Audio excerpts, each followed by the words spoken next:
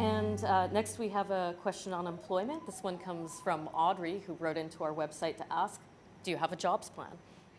Yes, well, I think that the jobs plan is going to have to be created by First Nations, Inuit, and Métis people themselves, and part of that is about education.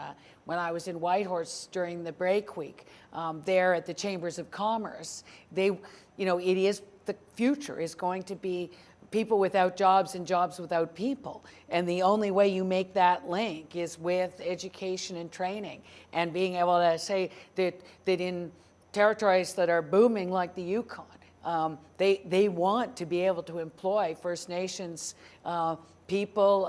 It is Métis, Inuit, whoever wants to come and work, they've got lots of work for them, and it just is a matter of getting that training there. But it also is a matter of making sure that the children enter school ready to learn, that they end up in schools that can allow them to finish primary school, finish high school, and feel good about themselves. And so that the jobs rolls way back to the getting best possible start on life with role models who've been successful, and Indigenous children seeing themselves as able to do anything. Well, one of the things that we hear a lot is that people don't think that some First Nations communities are viable. Do you believe that all First Nations communities are viable? I think that at the moment that there's a spectrum of ones that are unbelievably successful and ones that are still struggling.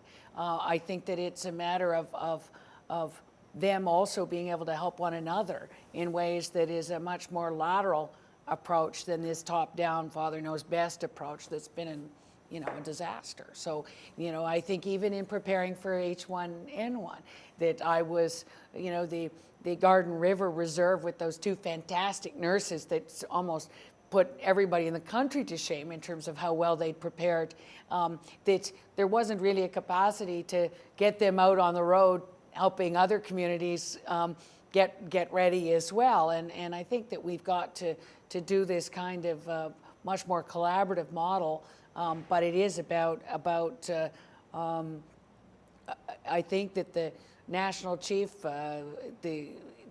all of the leaders in terms of Métis Inuit want their people to be successful and are prepared to really help in a partnership, and I mean, declaring something not viable just makes no sense at all.